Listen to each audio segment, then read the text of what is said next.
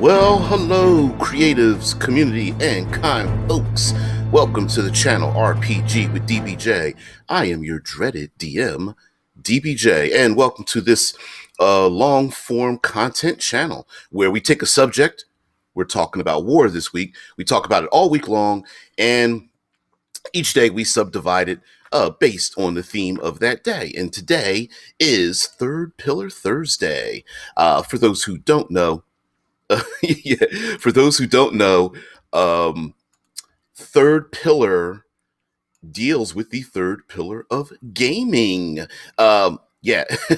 Lloyd, what's up, man? thanks for popping in or listening in, or maybe even putting you to sleep with my dulcet tones. Um, yeah, for those who don't know, the Jarl DM is hanging out. By the way, guys, check out the uh, the setting is cloth.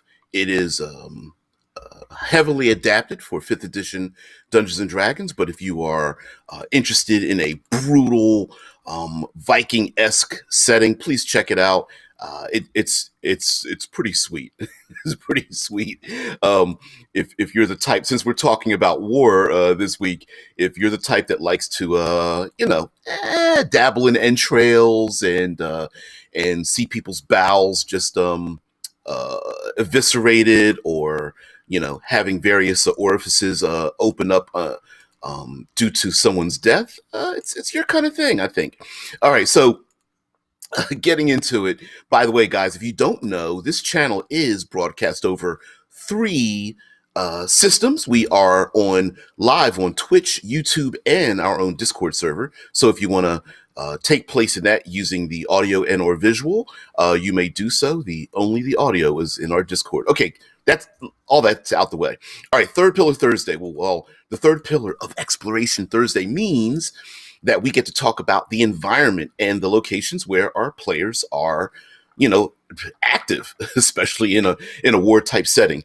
The first 2 pillars, combat and social interactions, which are extremely important in role-playing games, are a part of this. But today it's kind of my specialty, and it's my warm blanket I like to wrap around myself. So I thought we would talk about some war. Gaster says, I got baked apples. Don't make me smell that first thing in the morning over here. Okay. So, we talked about having like divergent missions when you want to include war in your setting.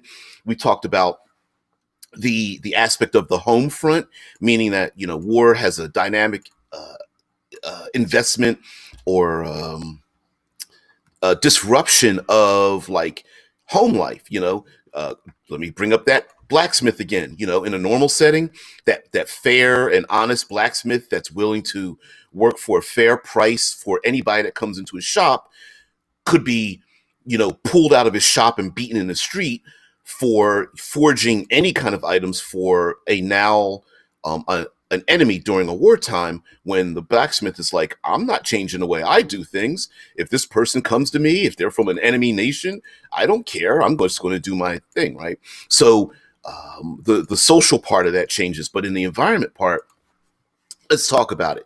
Now, we talk about fantasy and magic and all this kind of stuff.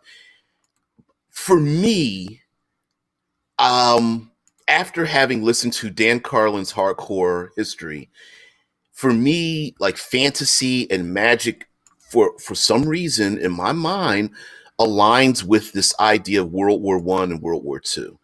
And the reason why I feel like it aligns with that, not that other forms of war or warfare historically wouldn't match up with like arcane elements, but I think for me, the huge leap in technological advancement on how we kill more and more people and defend ourselves from being killed by more and more things,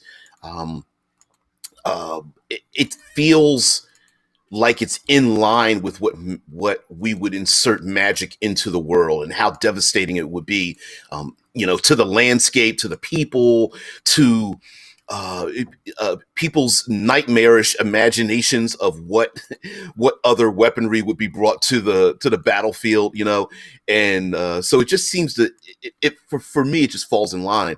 So I imagine a lot of those technological or strategic or tactical elements that are in war would just be, the volume would just be turned up to 11 when you start adding magic into it.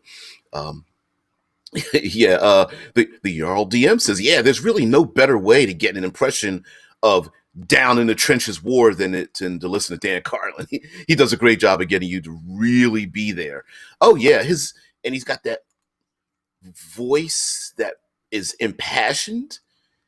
It's just the best way I can say it. Like when he reads other people's quotes or passages or something, it's like his voice gets down in it. So yeah, I love myself some Dan Carlin. Um, I think it's called Countdown to Armageddon. I think it's still available for free out there, and it's maybe 20-25 hours of this. So yeah, you talk about long form content. Ooh. Um, uh, Gaster Two Soul says the environment goes bonkers with war times. Take a look at No Man's Land. Yep, with World War I, with trenches and dead trees and crows in the sky flying around dead bodies that have piled up in the front line. There's a movie uh, out there called 1917. You guys know I always bring up television and movies. Um, the conceit of the movie 1917 is that it was filmed as a one shot. Now it wasn't really filmed as a one shot, but the conceit of the movie is that from the opening to the very end, it follows our two protagonists the entire time. And it's called 1917, and it's all about World War I and trenches and just all the nastiness that comes with it. Yeah, it's really good. Um, Jarl says there's a final letter he read. Talking about Dan Carlin, says there's a final letter he reads from a soldier to his wife in World War I before he goes over the top that made me weep on the bus once. Oh yeah, he gets he gets my heart pumping too sometimes. Like pulls on those.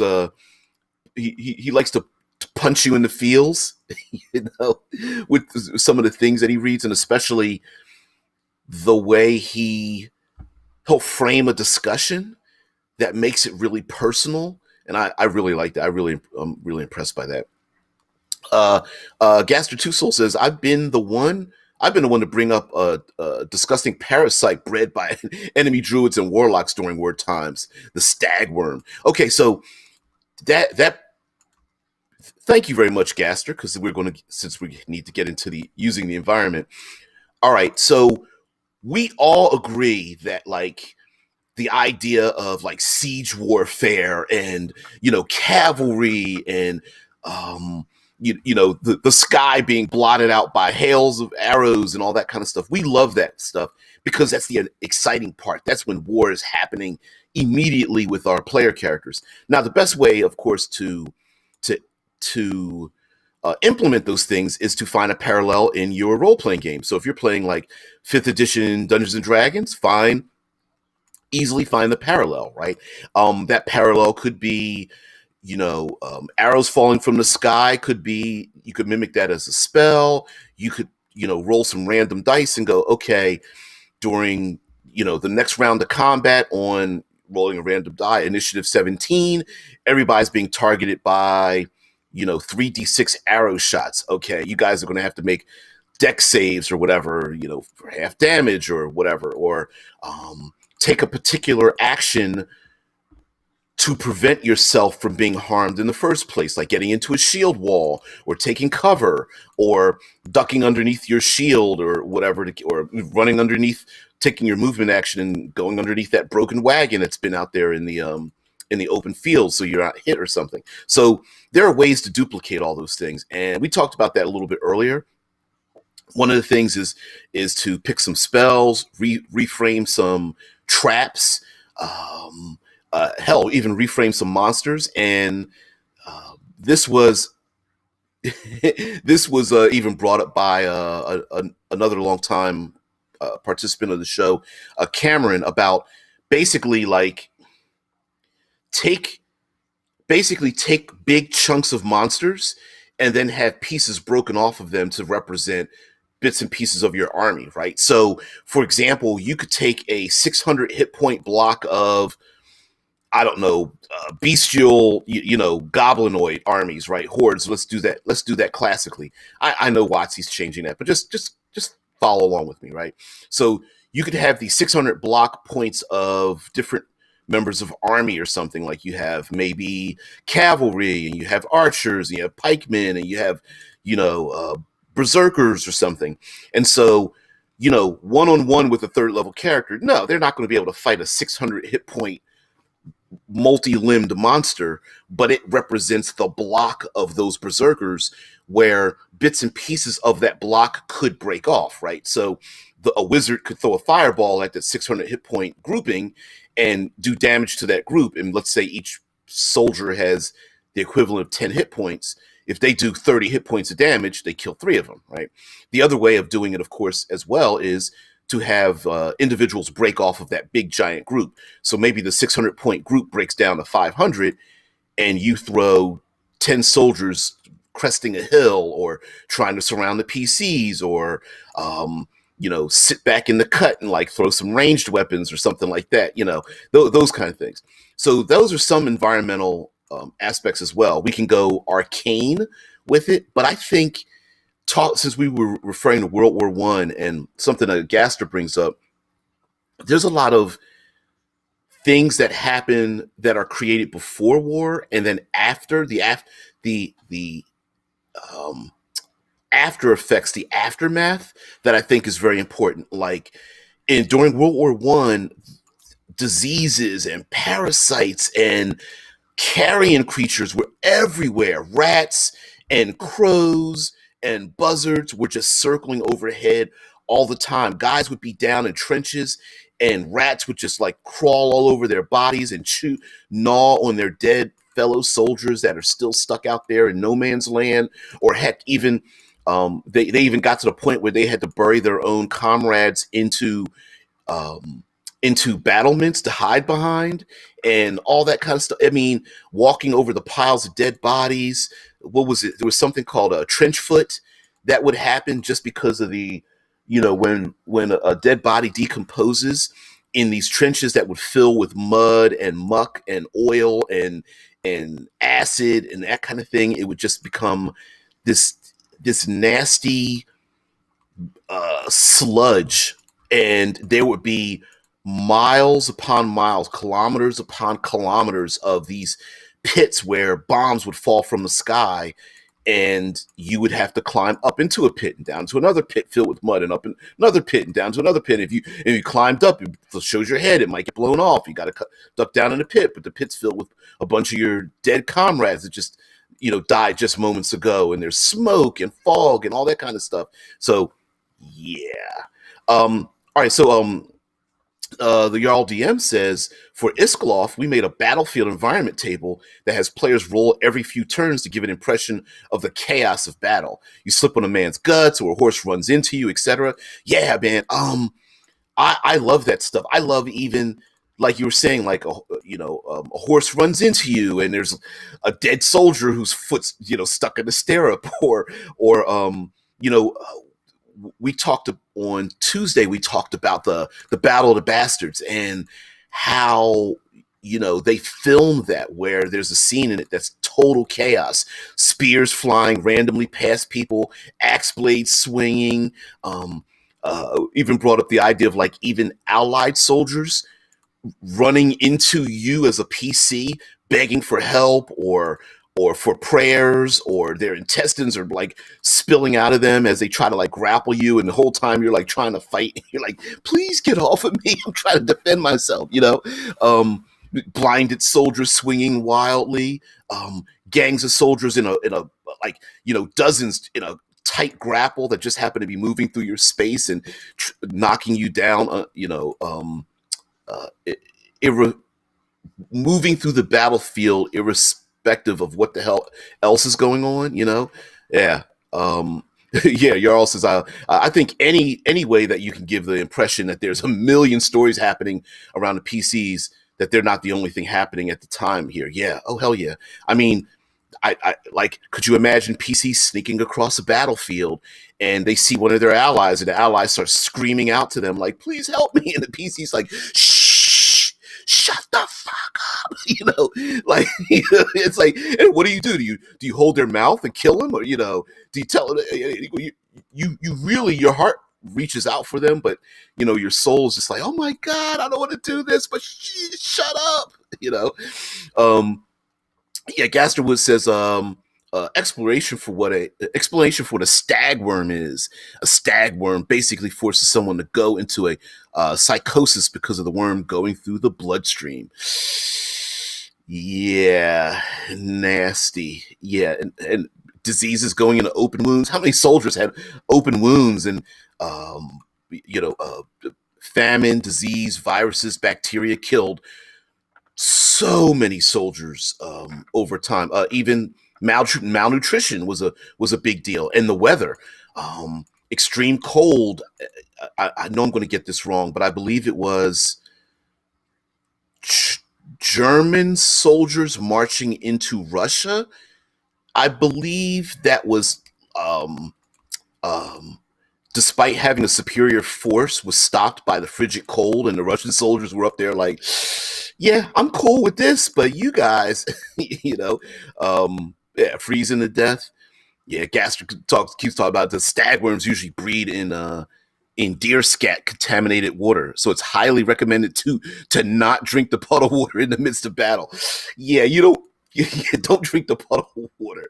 There's something swimming in it. Yeah, but if you are dehydrated and you're surrounded by a an overflow of liquid, you're gonna you know your pride and your common sense might start to dwindle when you're suffering and dehydrated and all that kind of business, right?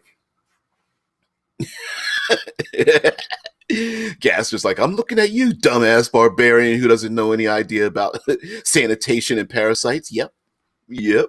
Um, so telling use the environment and like even Jarl DM says and like Gaster's bringing up, it's like having these other side effects of war. I think while of course depressing, I think it really will throw the PCs into it, and it also means one of the great things about the environment is in a gaming statistics sense, you can start to test many, if not all, of a player character's capabilities, right?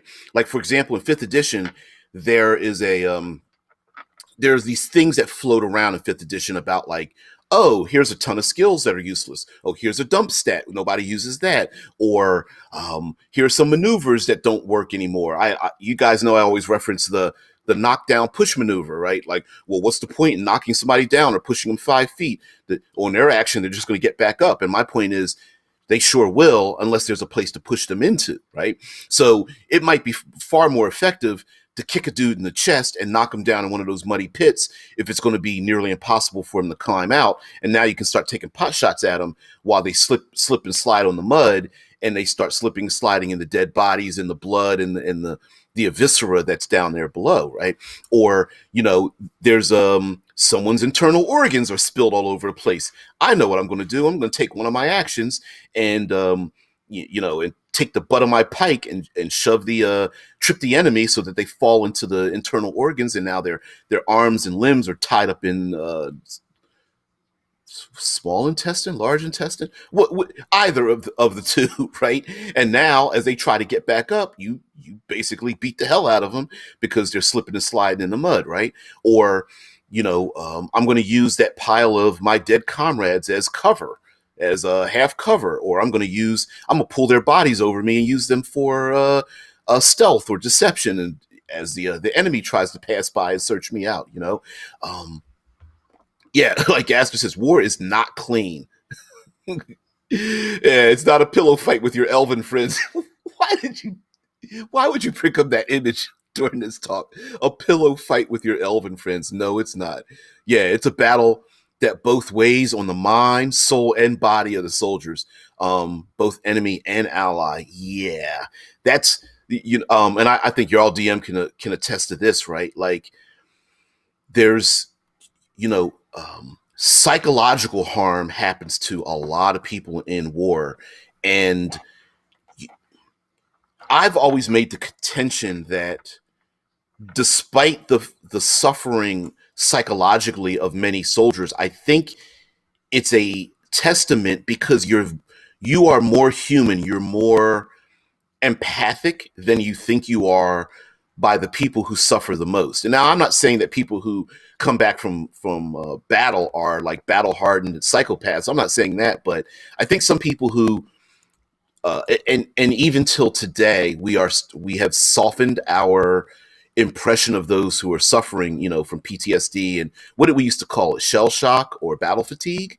Um, I think it's a sign that you're a human, right? Nobody willingly wants to walk into a meat grinder and see their friends dead and kill innocent women and children or eviscerate another person who's only doing what they've been told to do. The one 17-year-old killing another 18-year-old, right? That's not what we want to do, and that's not what we naturally want to do. And I think the putting that into the game, while not necessarily environmental, in a way it is, right? When you see the scorched earth and your dead comrades at the end of that battle, sure, you're like, a badass and I'm hacking and slashing through people. And then when your adrenaline pumps down and you look around at the battlefield and you look across at an enemy, it's like, whoa. I'm going to bring up the Christmas celebration during trench warfare in a minute. Your says, yeah, we use a stress ability score to measure how freaked out people are when it comes to combat. Yeah, there's a in Iscloth there is a special uh, stress mechanic that starts to it starts to ramp up. The more stress you get, the greater chance you're gonna have debilitating effects, and both narratively and mechanically. And I think that works because even the most badass warriors that we know of today come back from war and they bring with them the war back home. Um, yeah. Gaster says that's why there will always be a sanity meter in my wartime role play campaigns. It really shows the trauma of people um, who have suffered post-traumatic events. And it also, again, like I said, challenging your players in different metrics, like you're saying, means that, oh, physically, yeah, my character's a badass, but psychologically, I got to get out the fight because if this continues, maybe my PC cannot move on. Now here comes the trouble, right? The PC might be surrounded by a bunch of friendly allies that are like, dude, you're a badass. Come on, let's just run into the battle. And you're like, how do you explain to them, like, you go ahead of me, I gotta relax and read an old letter from my loved one to get my sanity back, right? When everyone's looking at you like, what are you, a punk ass? Like, get back in the fight. You're like, no, I I just need a stiff drink and a nap and you know to reminisce over an old photograph or a painting or something, or the small toy that was carved by my younger brother who died or whatever. Caius, what's going on there?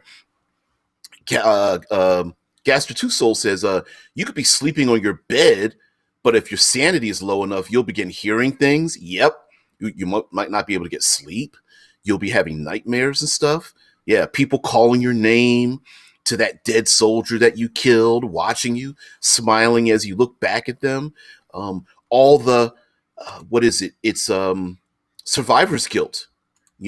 Seeing your friends who are no longer with you and having them pass, and they're like, why didn't you save me? Why didn't you, even though you really did have no choice. Survivor's guilt is a huge problem. um, Psychologically. Caius of Glantry says, when you say nobody wants to be in war, I think there is a tiny minority who are suited to killing people and find it hard to cope in peacetime. Yeah, you're right. I stand corrected. You're right. There are, dare I say, sociopaths, psychopaths, people who are um, I, let me soften that up a little bit.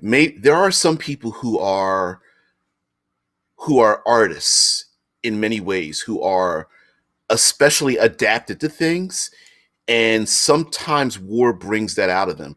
Like, for example, we talked about Desmond Doss, a an American soldier that fought in the World War II, and how he was a conscientious objector, went into battle as a combat medic without a weapon, and refused.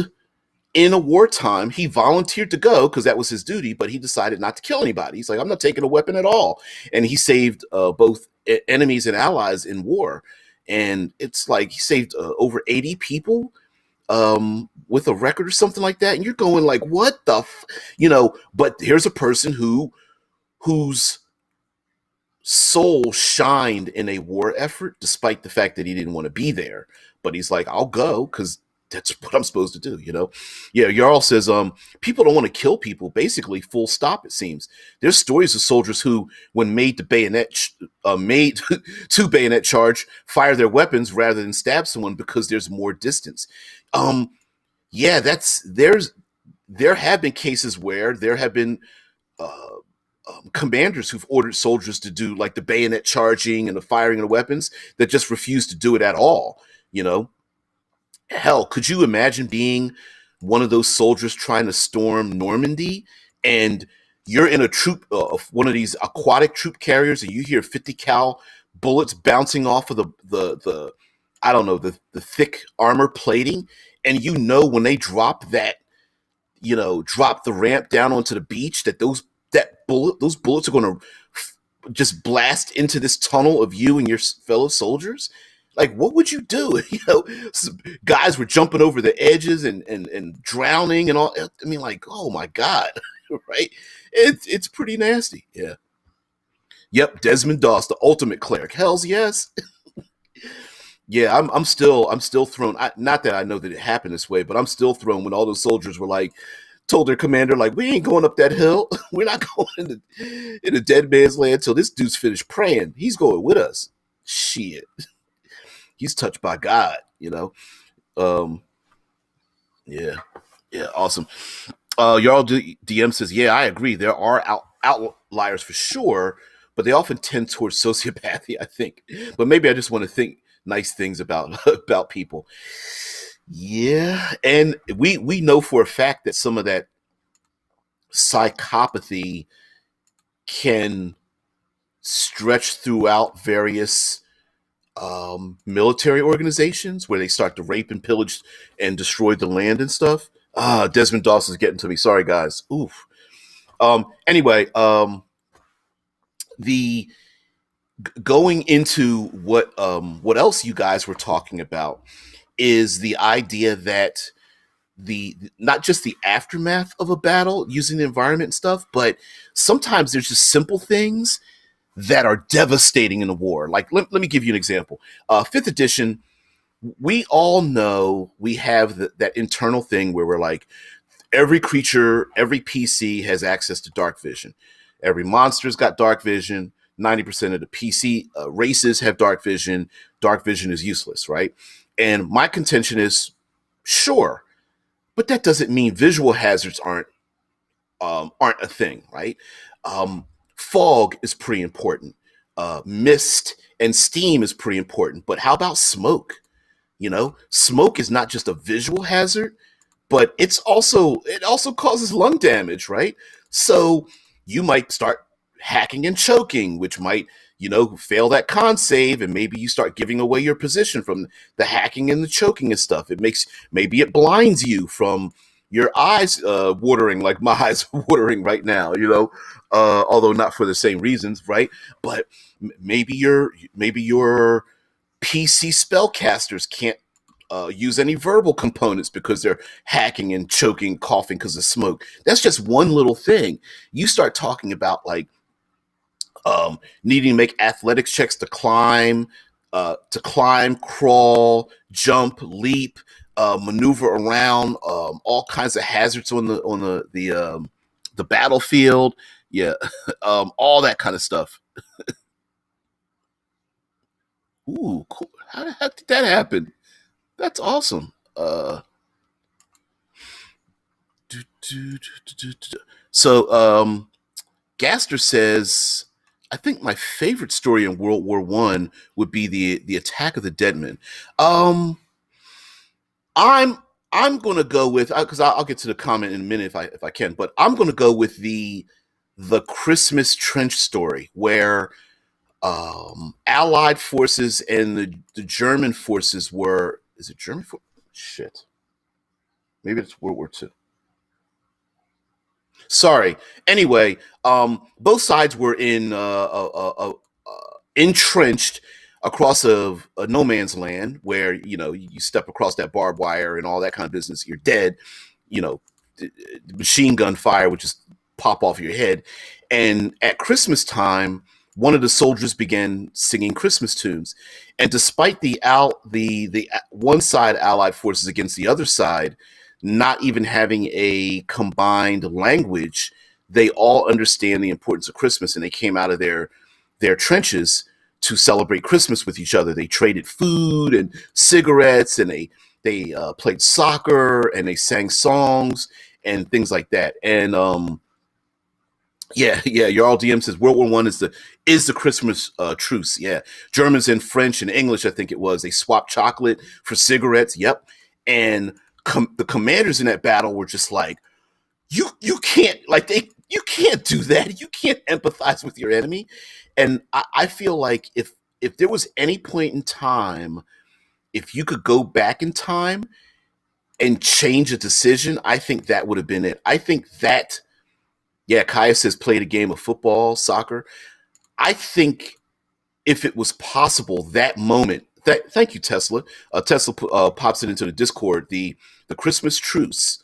I cannot pronounce the German or the French version of that. Was a series of widespread unofficial ceasefires along the Western Front of the First World War around Christmas, 1914.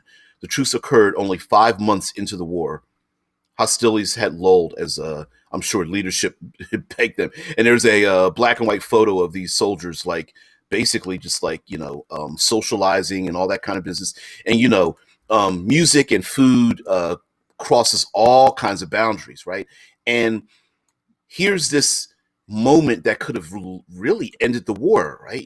War only works when everybody agrees that there's a battle. If people stop fighting, doesn't matter who's yelling in your ear. If you're like, hell no, I'm not. That dude could be my friend. That person in a different place and time could have been a relative or something. We could have been to school together, and we just happen to live in a different neighborhood.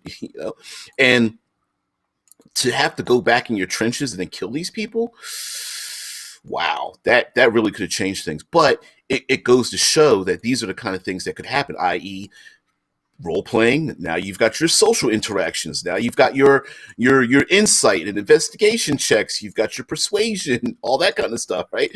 Your performance checks that may or may not have some kind of importance moving forward. And so, yeah, I think despite the fact that we are getting very far away from our third pillarisms, which I don't mind, I think those are the kind of things that are really important to highlight when you are trying to describe what it is in war, in your role-playing games. Um, yeah, Jarl DM says, I think after that they ramped up the propaganda and officers started dealing with those who showed softness to the enemy. You dealing as in, wait a minute, are you talking about like firing squad? Yeah, the firing squads? Yeah. Yeah. Hells yes. Gaster says basically the Germans gassed a Russian fortress. Talking about the attack of the Deadmen. And when they thought all the Russian soldiers died, they proceeded to try and enter the fortress until they hear a scream and see a small amount of Russian soldiers who survived the mustard gas and begins charging at the Germans with cannons, guns, and trench swords. And the Germans run the fuck out of there because it's like a fucking necromancer brought those fuckers back from the dead.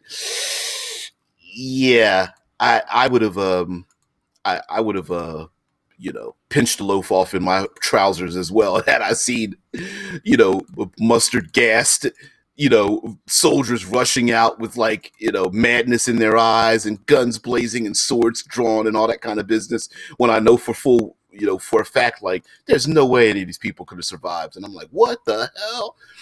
Yep, lemonade and chocolate. Not that I know what it tastes like, but I'd be dropping it in my pants.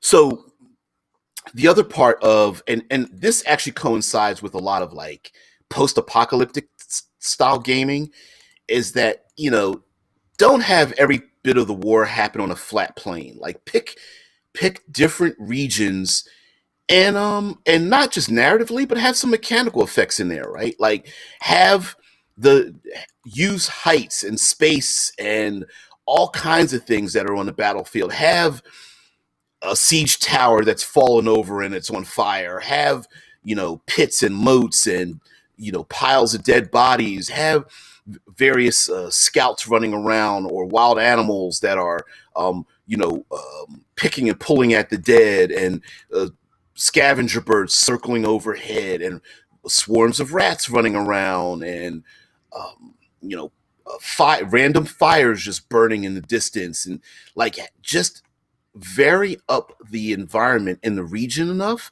including the natural environment, right? Like, how many times has war warped the natural environment, and to the point where it's unrecognizable? Used to be lush forests that are now all dead and blackened, or um, uh, soldiers have moved into the lush forest and start hacking down all the trees to open up a lot of space, so that, of course, you never see a castle with a thick forest right up against the castle walls, because they hack everything down around the castle, so they have a good sight lines. So the PCs might be able to hide in at the forest edge, but to get across the battlefield, they're going to be wide open. So they're going to have to think of maybe new ways to sneak into the castle, for the siege or something of that nature. Yesterday we talked about the siege. How do you climb up a wall during a siege? Do you do it freehand? Do you do it with ladders? Do you have your allies stack each other up on each other's shoulders? Do you roll up a siege tower? How effective is it? Are you going to put yourself into danger while the enemy is locked inside, and they start pouring oil and dropping rocks down on top of you, and burning pitch or something? Or you start trying to scramble up that ladder, and they take a stick, one of those long poles, and knock the ladder back, and you're almost at the top. Like James Lindell says, fire ants. Man, just ants, flies, what other kinds of nasty insects, locusts, and all that kind of business. Maggots everywhere, right? Gaster's like, how I siege is by using pole vaults. Yeah. Yeah. Gaster's like, I would have booked to seeing a man coughing up bits of his lungs while blasting a rifle at full auto. Yeah, that's pretty nasty. Here's the other thing too, that I know maybe this isn't James Lindell says, sorry, I was leaning towards the fire ants killing themselves to make bridges or ramps. Oh, yeah. They sure do, don't they? Fire ants are, as a swarm, far more intelligent than we give them credit for, because they will make bridges across vast expanses, and even, what do you say, floats. You're always like, all right, gotta go do some actual work. Enjoy the rest of the chat. All right, man, no problem. And you're always welcome here, sir. And by the way, everybody, please check out Jarl DM's YouTube channel, as well as checking out Iscloth. I think if you are really into like Viking culture, and you want to delve using like 5th edition rules, and something pretty brutal, please check that out as well. Gasser's like, I got bit in the taint by the fire ants while camping. So yeah, fuck the ants. yeah, Lloyd, have a great one. All right, so another thing that we tend not to think about when it comes to war and battle is, well, guess what? Weather has a huge effect, right? Throw a blizzard in there, or a heat wave, or torrential rain. Heck, a random earthquake, depending on the environment, or volcanoes, or hurricanes, tornadoes, tsunami, um, derechos. What's some other um, aerial things? I can't think of any more. But yeah, hell, just plain old high winds are a thing that could happen. Um, War is so messy that sometimes a simple thing could get out of control. Sure, that wizard casts a fireball that sets fire to the battlefield that starts to spread with enemies running around on fire, and then they start falling into other places to catch other things on fire. Someone casts a plague spell or some kind of acid spell or something, and guess what? It stays on the battlefield. Big pool of acid just sitting right there with some internal organs just melting away in it, and somebody else might step into it. Yep, James Lindell brings up sandstorms or locust spread. Yeah, all those things could happen in war, and not necessarily by choice with the player characters. Um, Heck, the aftermath of since we're going to go more into fantasy parts of it. Every time you cast a spell, even if it misses, what happens when it misses, right? Like I said, you cast that fireball. Um, Not only does it, send up a huge flare to let everybody know that there's a, big ass fire going on, but that fire might burn for minutes, hours, days, even depending on what caught on fire. And then who puts it out? Nobody. You know, um, could would that fire end up becoming a wall of fire or its equivalent, just sitting there on the battlefield, blocking you from your enemies or people hiding behind it, or alighting their crossbow bolts, and now people are like firing now they're firing arrows at you because they're using the remnants of that fireball to light you up or something. Probably. Who knows. Yeah, if you live in the Midwest here in the States, like Gaster says, or have bipolar weather, don't I know that? One moment it rains and the next it's a sudden snow. Next it's storming. Yeah. Huge chunks of the Midwest of the United States, that happens all the time. First thing in the morning, oh, it's heavy fog. You get pea soup, you can't see. Hours later, oh, maybe it's rain, or the sun comes out later on. Oh, what is that, snow? Damn, I can't see in front of my face. Guess what? A couple hours later, snow's gone, and you're like, it's as if it never happened in the first place. What the hell? Florida here in the States rains every day, 90% of the time, right straight across the state. It rains like between, I think it's 3 and 5 p.m. Rains all the time. You may not know it and they don't talk about it, but yep, rains. I believe something similar happens in the high elevations, like in the Colorado mountains. It'll snow. It snows and goes away in during a period of certain season all the time. It just snows and then boom, it's gone. Yep. Like High Springs, high winds could disable a missile unit. So guess what? Maybe that like your missile unit, your archers, crossbowmen, or whatever, might be devastating on the battlefield. Right? They're behind cover. They've got the high ground. They're behind walls. They're firing off, and then all of a sudden, what happens? Blanket of fog moves in. Dark vision's useless against fog. Looking through particulates. B, maybe the archers now are useless. So now you're like, okay, I can't see through the fog, but I'm also not being killed by hails of arrows. So this was actually kind of a good thing. And when a wizard in a group is like, I'm going to use a gust of wind to get rid of the fog. And they're like, dude, mofo, don't do that. Oh, don't be a dumbass, right? Oh, Gasser says, I live in the middle of Illinois. Sorry about that. Yeah. So I know about bipolar weather. It feels like God just has a cheat mode in Sin City. It's just clicking around in the weather menu. Yeah.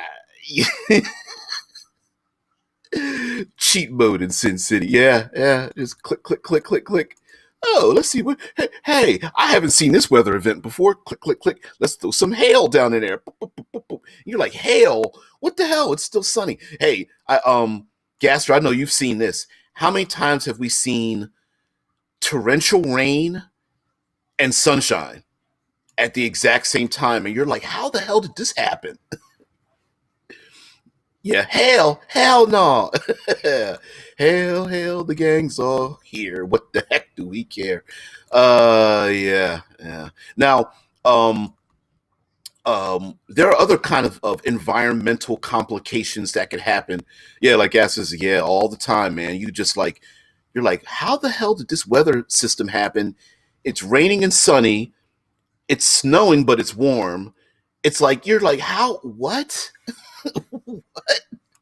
Or what's the other one we get across the Midwest? Thunder snow, where you get thunderstorms during a snowstorm. And you're like, how the hell? Why is there lightning during a snowstorm? You know, yeah. People that don't live in the states, they're just like they have no idea what kind of weather systems we have during our middle section.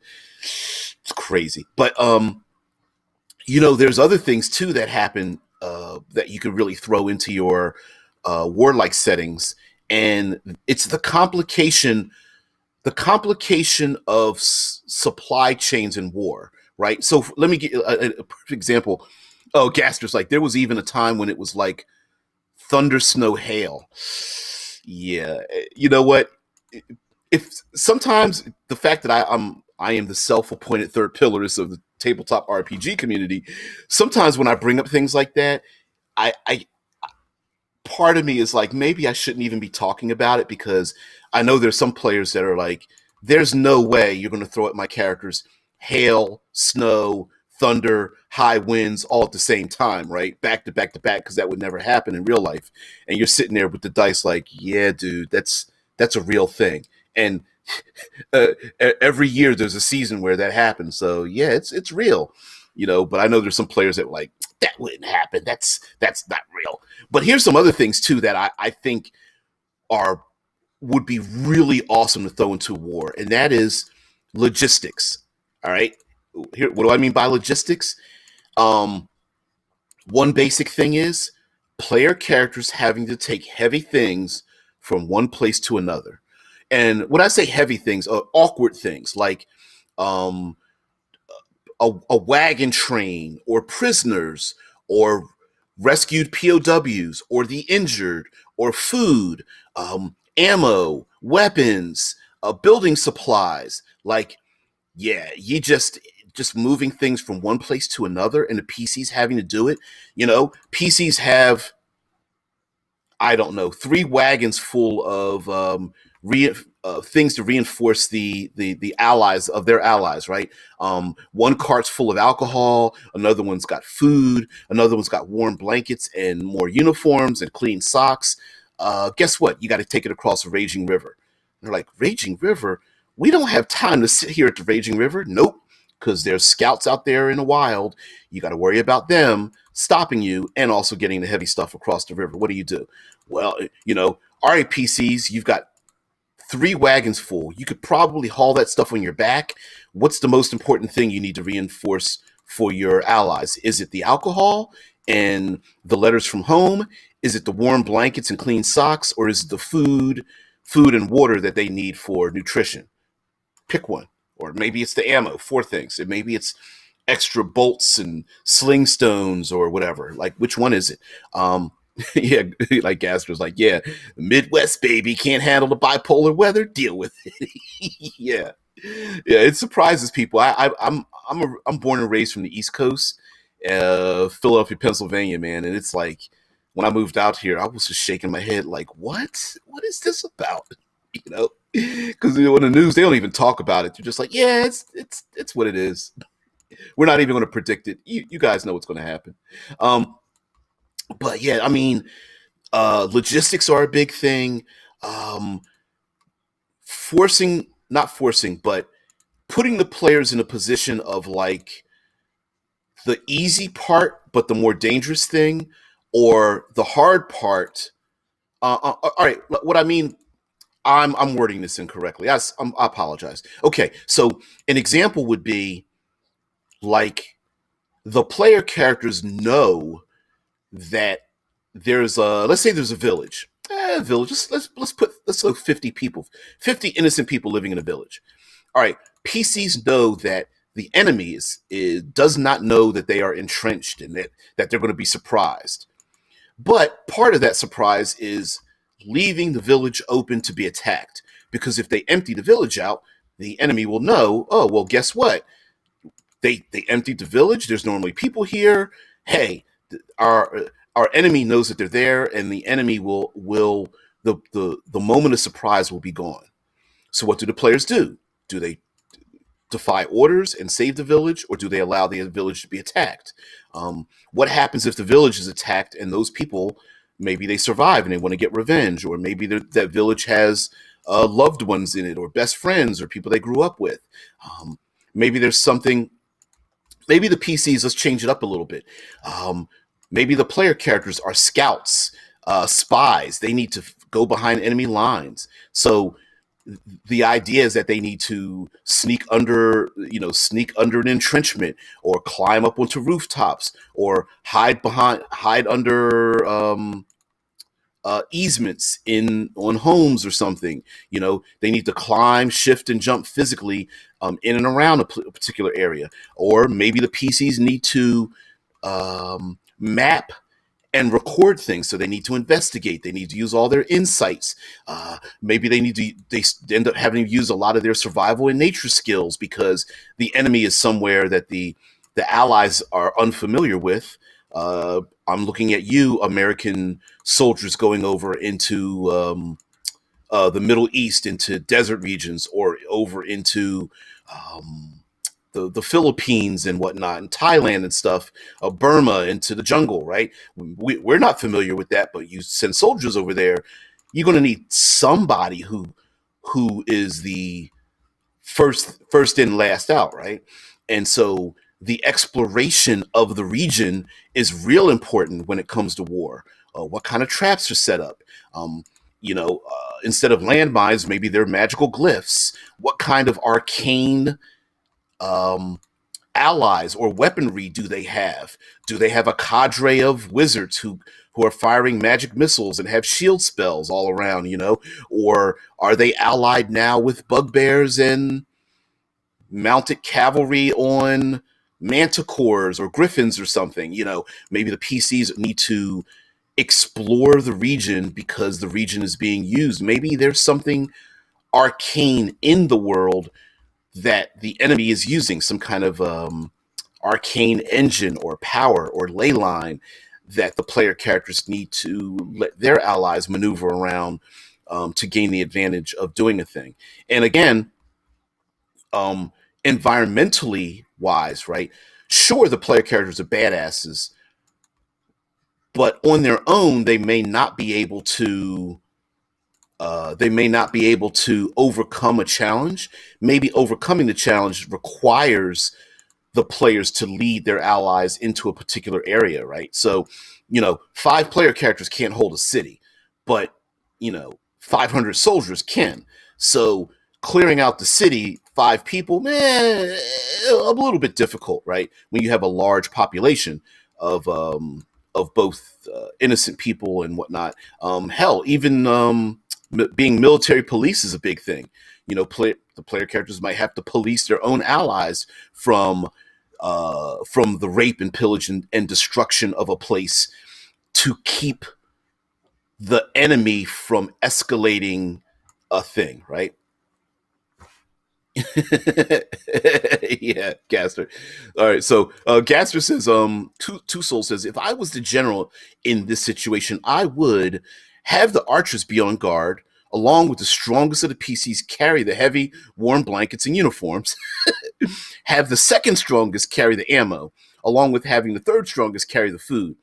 Then they then wheel over the wagon through the river, and since there is no cargo on the wagon, because now it's lightweight, I'm sure, then the wagon won't get messed up from the river after the wagon arrived out of the river. Okay, I'm feeling you on that.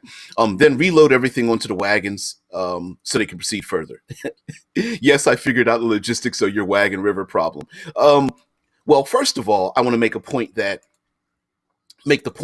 I think you just brought up is that you guys know me. I'm the cinematic environment dude, and I feel like the environment is it's an obstacle, hazard, layers, traps, puzzles, riddles. It's the whole thing. So the idea of taking those uh, material laden wagons across a raging river, that's a puzzle, right? I know it's not a Rubik's cube. I know it's not moving levers in a dungeon, but it's a puzzle nonetheless, right? Now, that doesn't mean it's a puzzle that only has one answer. I think that's a great answer. Me as a DM, I'd go, I'm liking that, right? Especially since you already set up like, okay, we got our archers around, so they kind of like are sitting out there in the perimeter. So you've got that covered. You're putting everything, hauling everything on people's backs so that the wagons aren't weighed down, so you can get them across. Is that the answer to the puzzle? Sure. Is there someone else out there that's thinking of something different? Why not? Somebody might go, you know what? Here's what we're going to do. We're going to hide everything, and we're going to take a little bit at a time. We're going to haul everything on our backs, guys, and leave the wagons behind. And we're just going to, wagon. I mean, we're going to we're going to hoof it all the way there, right? Or maybe we take everything and bury it, hide it in the woods, and lead our allies back to it, so that at least they know where it's at. So that we can help reinforce them and be badasses and lead our allies back to the river. Is that a way to solve the problem? My answer is sure.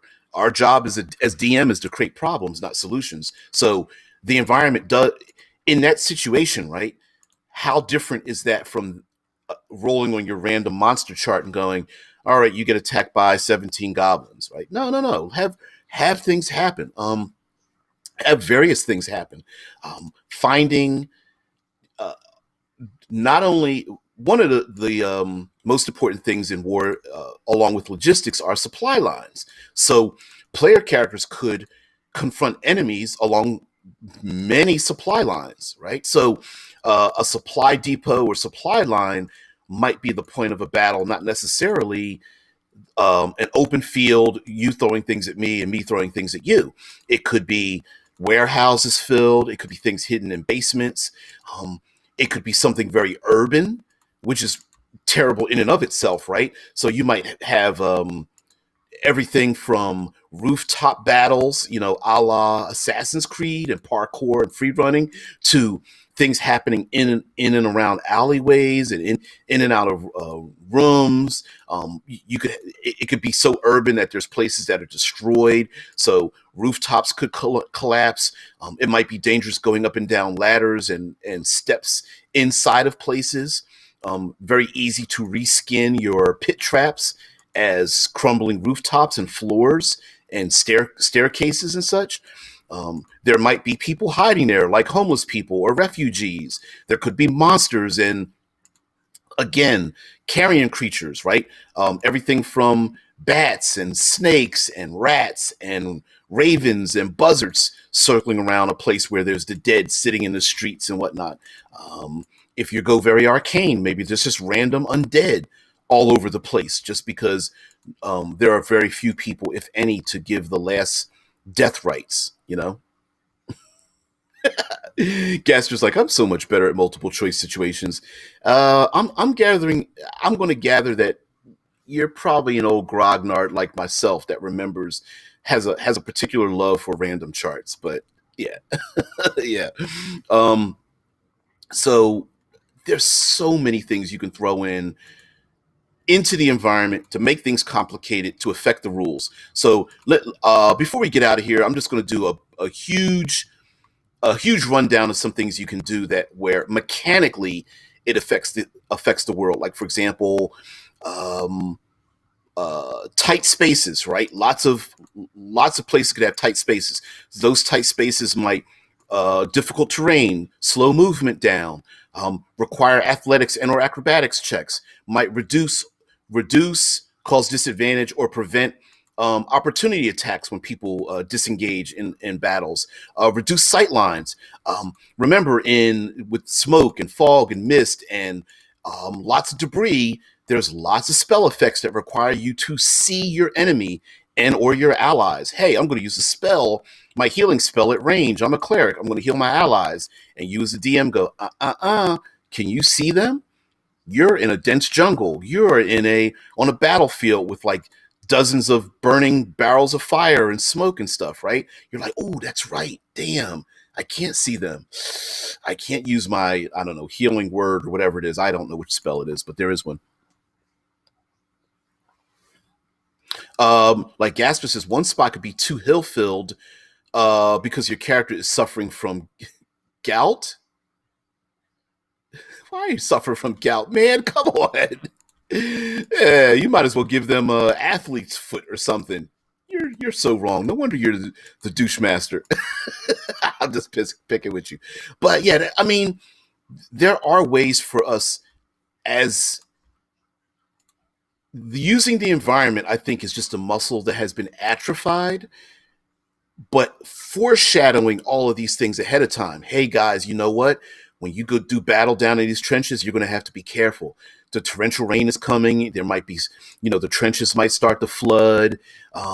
There's oil down in the trenches. If one person lights a fire, who knows what might happen? Like, you can do a ton of those things and have those things happening in and around your world, and just be able to embrace that. So guys, first of all, I want to thank you very much for taking part of this.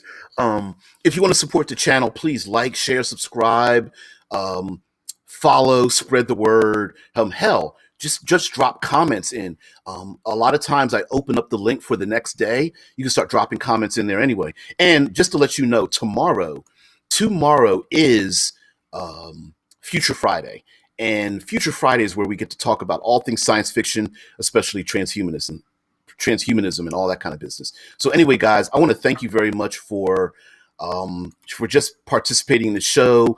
Thank you for supporting me. Thank you for bringing all your your best and brightest here. So I want to thank you very much for just being here. So thank you, guys. Everyone, have a great day. I will see you later. And just as a reminder, I am a writer for Critical Hit Publishing, so please go over to DriveThruRPG. Check out everything from Critical Hit Publishing, including our latest release, which is Wetlands. We're getting closer and closer to making the compendium. I think Subterranean and Rainforest would probably be our last two before we combine them all together. But anyway, check that out. Go over to the Miskatonic University to see some things that we've written for Critical Hit Publishing for Call of Cthulhu 7th edition. Wow. Anyway, guys, have a great one. I'll see you later. Bye.